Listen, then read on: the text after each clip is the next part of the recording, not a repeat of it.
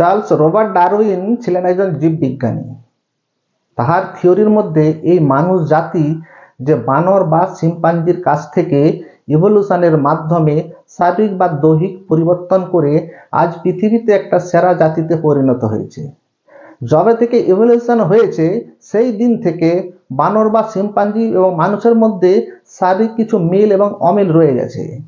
সেই মিল বা অমিলগুলো সম্পর্কে আজকে বিস্তারিত আলোচনা করব এই ছোট্ট ভিডিওর মাধ্যমে। যারা আমার এই ভিডিওটা ফেসবুক বা ইউটিউবতে দেখছেন তাদের কাছে অনুরোধ, যদি আপনারা এই চ্যানেলকে ফলো বা সাবস্ক্রাইব করে না রাখেন তাহলে একটু সাবস্ক্রাইব এবং ফলো করে রাখুন, কারণ আমার যে কন্টেন্টগুলো সবগুলো শিক্ষামূলক। যারা জীববিজ্ঞানের ছাত্র তাদের জন্য খুব সাহায্যকারী এবং যারা নিত্য নতুন কিছু জানতে চান তাদের জন্য খুব সাহায্যকারী। মানব সৃষ্টির পর থেকে এই যে ইভলিউশন, বানর বা শিম্পাঞ্জির কাছ থেকে আজ আমাদের উত্থান, সেই উত্থানের দিন থেকে আমাদের শরীরে কিছু মিল এবং অমিল রয়ে গেছে। যদি আমাদের পূর্বপুরুষ বানর হয় তাহলে তার শরীরেও কিছু মিল আছে আমাদের সঙ্গে এবং কিছু অমিল আছে। সেই মিল অমিলগুলো সম্পর্কে আজকে আলোচনা করব। যে মিলগুলো আমাদের শরীরের মধ্যে আছে, যে নার্ভাস সিস্টেম, স্নায়ুতন্ত্রের মিল আছে বানরের মধ্যে। কি আছে? বানরের সেন্ট্রাল নার্ভাস সিস্টেম আছে,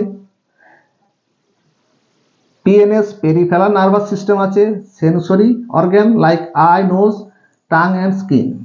আমাদের যে নার্ভাস সিস্টেম আছে সেই নার্ভাস সিস্টেমের আমাদের ব্রেনের মধ্যে যে নার্ভাস সিস্টেম আছে সেটাকে আমরা বলি সেন্ট্রাল কেন্দ্রীয় নার্ভাস সিস্টেম।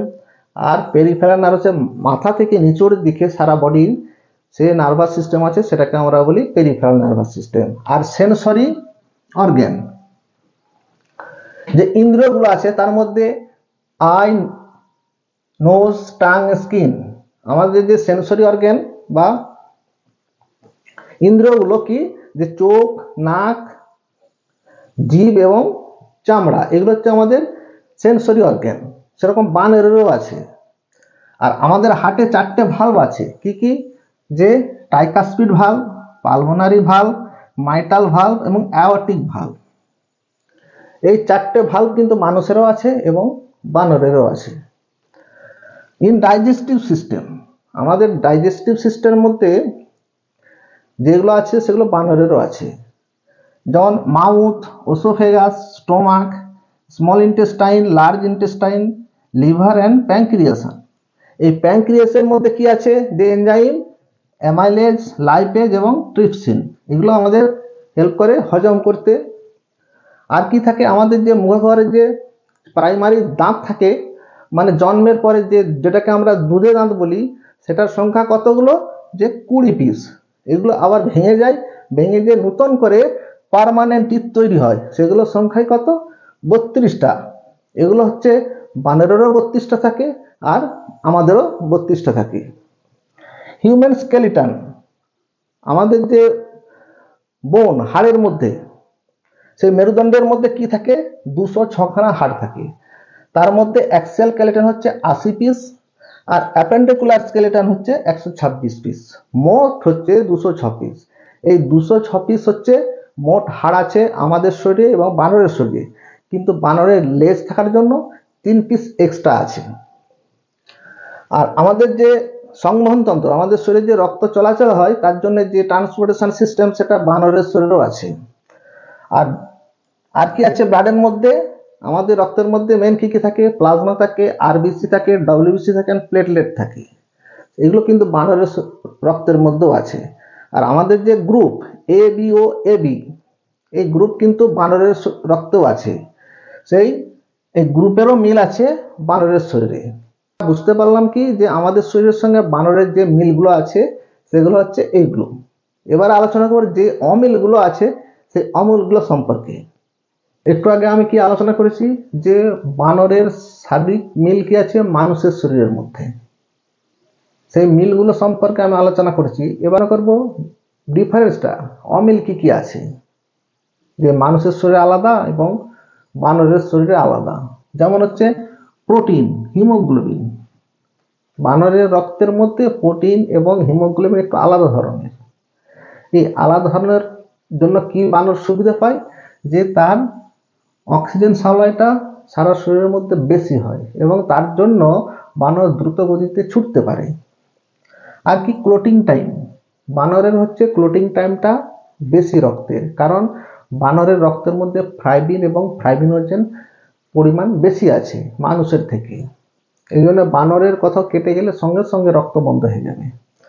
আর নিউট্রোফিল, ডব্লিউবিসি, এই নিউট্রোফিলটা কি একটা শ্বেতকণিকা। মানুষের শরীরে যে পরিমাণ নিউট্রোফিল থাকে তার থেকে বেশি নিউট্রোফিল হচ্ছে বানরের শরীরে থাকে। আর কি আরবিসি, লোহিত রক্তকণিকা। এই লোহিত রক্তকণিকা যে সাইজগুলো মানুষের শরীরে থাকে একটু বড় বড় সাইজের, সেরকম বানরের রক্তে এই আরবিসির সংখ্যা ছোট এবং প্রচুর পরিমাণে থাকে, যার কারণে বানরের রক্তের মধ্যে অক্সিজেন সাপ্লাই খুব বেশি হয় এবং বানর খুব দ্রুত গতিতে ছুটতে পারে এবং এক প্লেস থেকে আরেক প্লেসে লাফিয়ে চলে যেতে পারে, সেটা মানুষ পারে না। আর কি আছে ইমিউন সিস্টেম, যে ইমিউনিটি পাওয়ার, আমাদের শরীরে যে ইমিউনিটি পাওয়ার আছে তার থেকে বানরের শরীরে ইমিউনিটি পাওয়ার বেশি আছে। সেই জন্য বিভিন্ন ধরনের প্রতিকূল পরিবেশে ওরা বসবাস করতে পারে এবং বিভিন্ন ধরনের রোগের হাত থেকে ওরা সহজেই রক্ষা পায়, যেটা মানুষের ক্ষেত্রে সম্ভব নয়। আর কি লিম্ফোসাইট, এই লিম্ফোসাইটটা কি, এটাও একটা শ্বেতকণিকা। বানরের শরীরে লিম্ফোসাইটের সংখ্যা একটু কম এবং মানুষের রক্তে লিম্ফোসাইটের সংখ্যা একটু বেশি।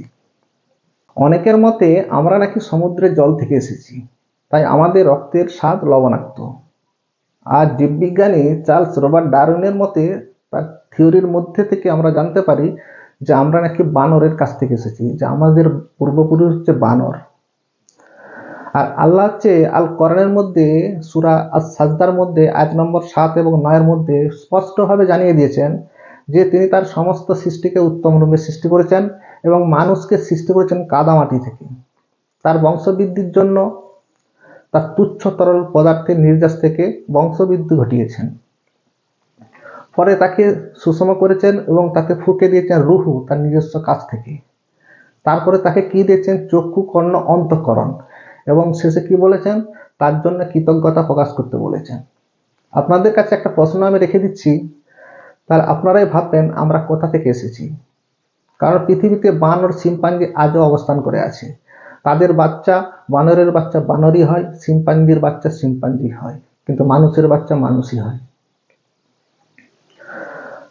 এই প্রশ্নের উত্তর আপনারা নিজেরা নিজেরা খুঁজে নেবেন যে আমরা কোথা থেকে এসেছি। এই ভিডিওটা যদি আপনাদের ভালো লাগে তাহলে ভিডিওটাকে একটা লাইক করে দেবেন।